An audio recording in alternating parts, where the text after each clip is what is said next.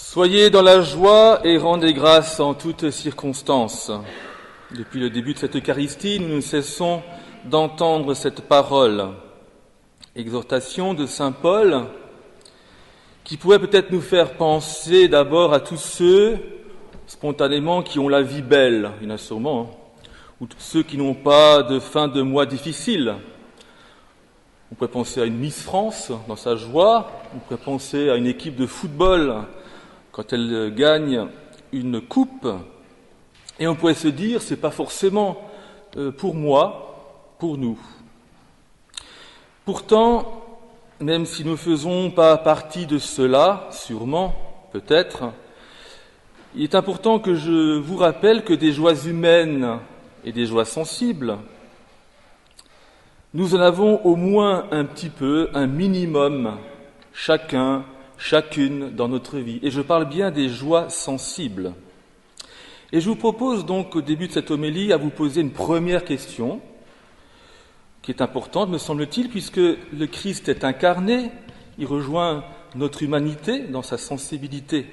Savons-nous, frères et sœurs, toujours reconnaître, voire apprécier toutes ces joies, toutes nos joies humaines à leur juste mesure?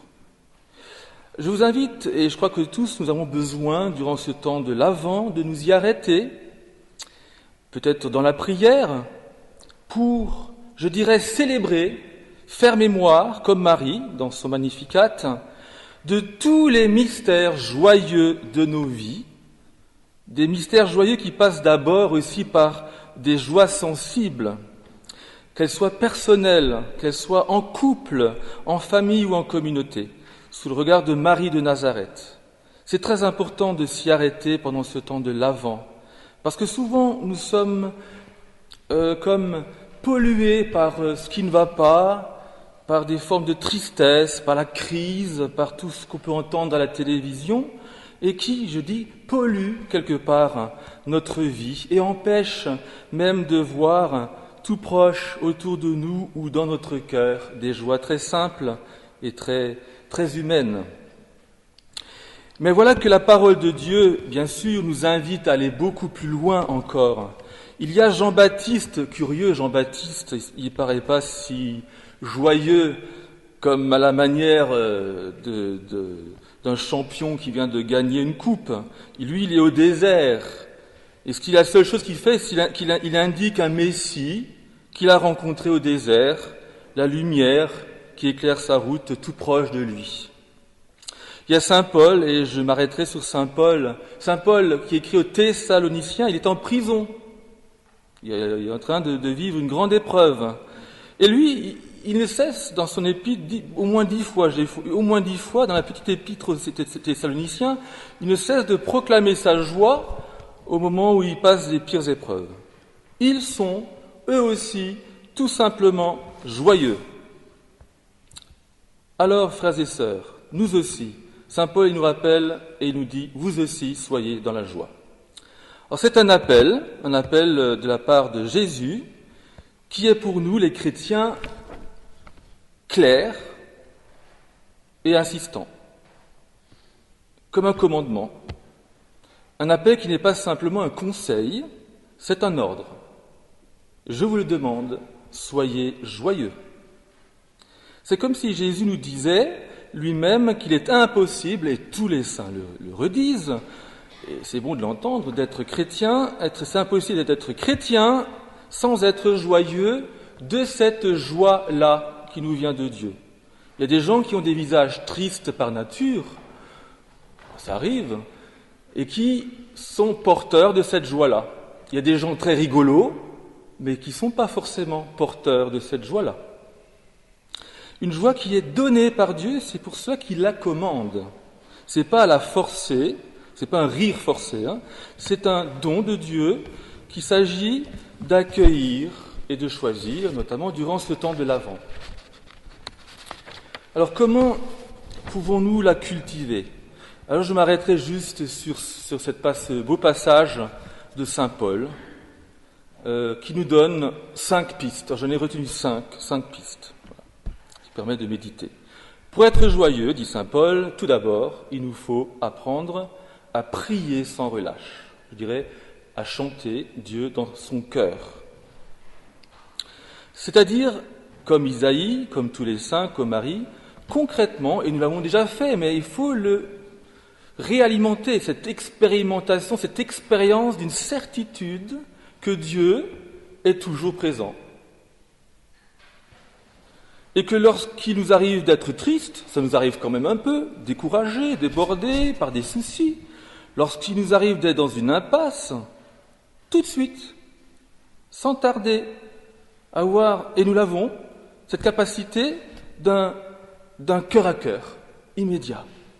Entrer dans l'expérience d'un ami, d'un Dieu ami, ami de l'homme, ami présent au cœur de notre vie. Pas attendre que je sois dans une bonne disposition. Un ami qui ne vient pas forcément résoudre nos problèmes, vous l'avez déjà remarqué, mais c'est un confident concret qui offre cette certitude qu'avec lui, tout se passera bien. Et là aussi, frères et sœurs, tous les grands mystiques nous le rappellent. Et nous sommes appelés tous à vivre une vie mystique. Noël sans vie mystique, c'est pas Noël. Et comprendre que nous avons là ce trésor d'un Dieu avec nous au cœur de ma vie, quelle que soit la situation de ma vie. Et ça donne de la joie qui ne s'explique pas. Deuxième piste pour être joyeux, deuxième moyen, c'est rendre grâce en toutes circonstances, dit saint Paul. Je dirais par là, ça se rejoint, mais une précision qui est donnée par saint Paul, c'est savoir dire concrètement dans sa vie « merci ». Action de grâce, c'est la messe, merci. Merci même à soi-même, pourquoi pas, dire merci pour ce que je suis, pour tout ce que Dieu me donne. Merci pour mes proches, merci à mon mari, mes enfants, mes amis, mon frère, merci d'exister.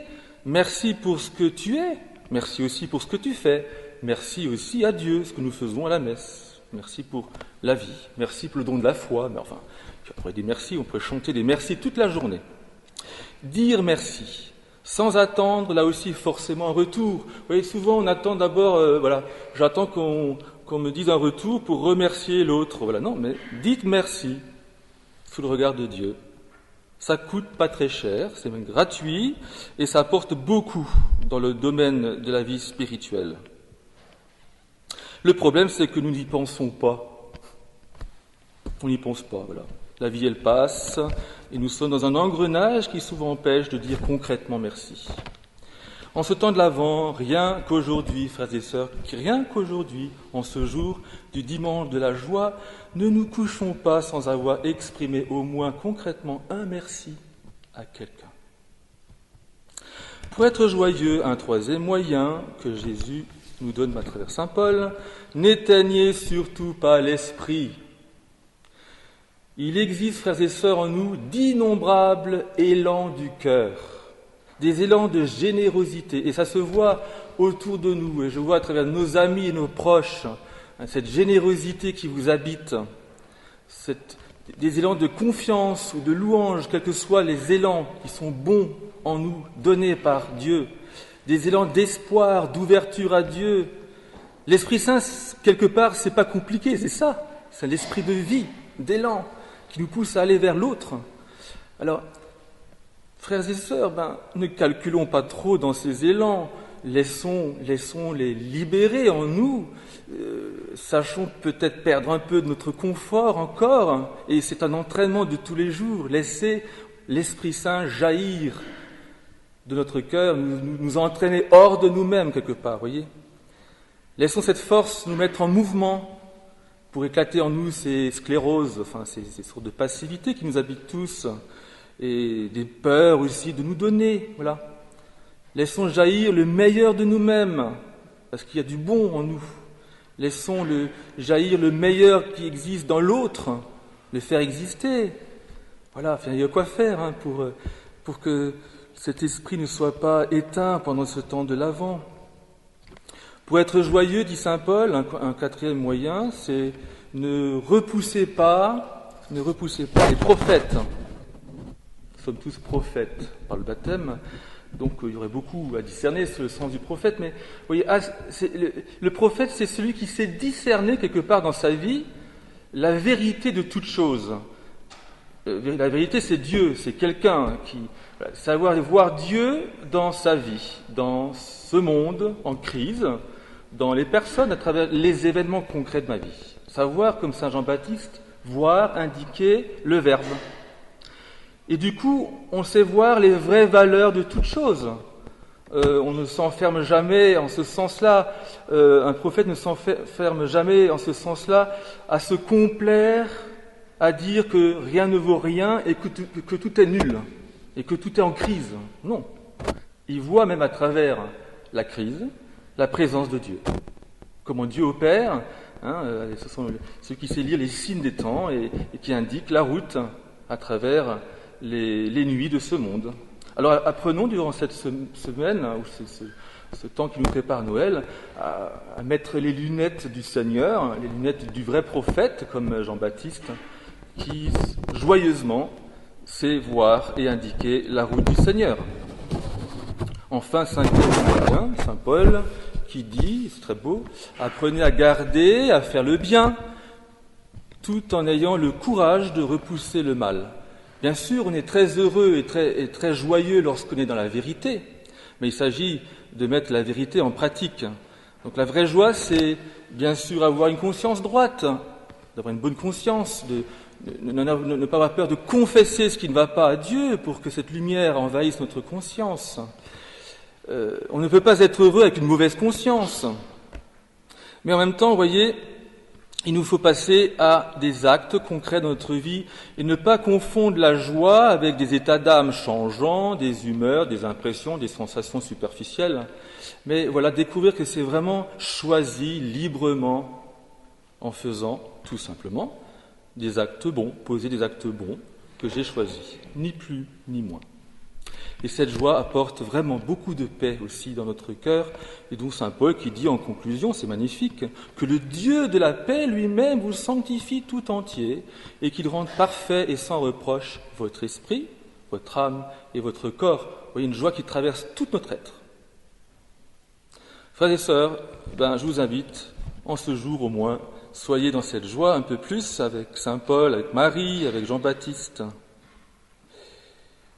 Soyons donc des chrétiens qui savent cultiver toujours plus cette joie. C'est si urgent toujours dans le monde d'aujourd'hui, qui la travaille toujours davantage par des moyens concrets, en reprenant la parole de saint Paul, pourquoi pas aujourd'hui, et savoir au moins dire à quelqu'un aujourd'hui aussi concrètement, pourquoi pas à son époux, à son épouse, mais avec beaucoup de vérité bien sûr.